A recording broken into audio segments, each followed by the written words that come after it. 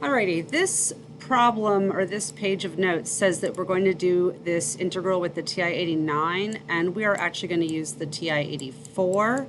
So some of the instructions like those here do not matter, but I'm going to teach you how to do this on the TI-84. So the first goal is to evaluate an integral on the TI-84. So let's bring up our 84, clear out what's on the screen. There we go.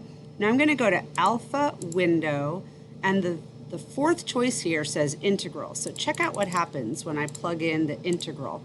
Ah, look at that notation. I plug in a 1 for my lower limit of integration, and then I plug in a 2 for my upper limit of integration, and then I have x plus 1 for my function, and then I integrate with a dx and I hit enter and I get that integral is 2.5. That's a pretty nice way of doing it, isn't it? Using your calculator to evaluate it. Well, let's work on doing the Riemann sum on our calculator. It's not as easy on the 84 as it is on the 89, but it still can get us where we need to be.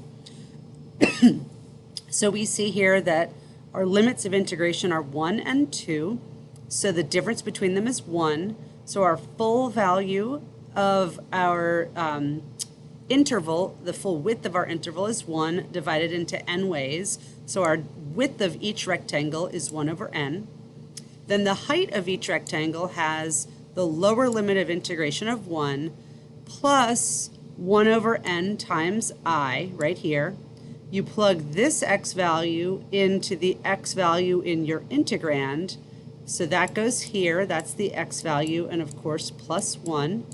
So that is your f of x, is x plus 1 rewritten, which simplifies here with the 1 and the 1 to 2 plus I over n. So this is going to be the height of each rectangle, where this 1 over n is going to be the width of each rectangle.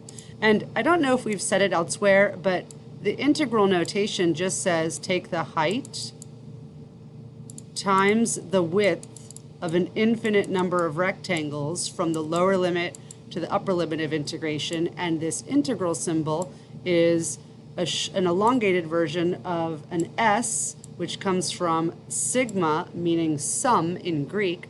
So the integral symbol itself just means take the sum of all of these rectangles under the curve.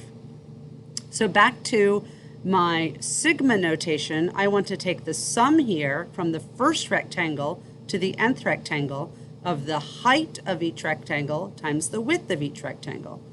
Now, my issue is that in my TI-84, I can't use an I and an N. So what I'm going to have to do is say start with the first rectangle, and then let's go to, say, the 10th rectangle.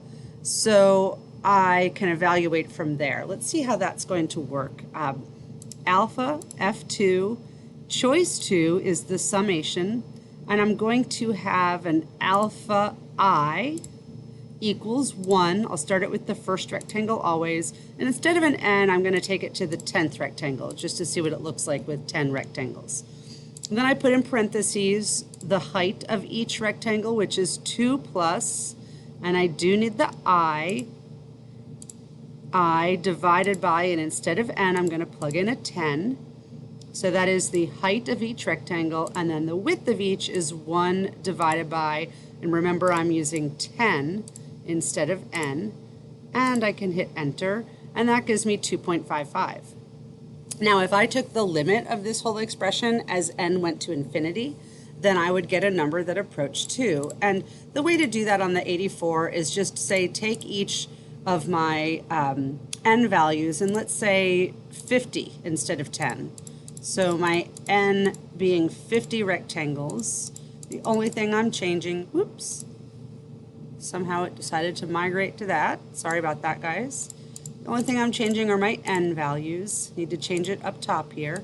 So now my n values are at 50, and I'm at 2.51. And I could keep going. I can't use, there's no built-in limit notation on my calculator, so I can't just take a limit as the number of n rectangles goes to infinity, but I can get awfully close, and I'm going to end up with an integral of 2.5 again.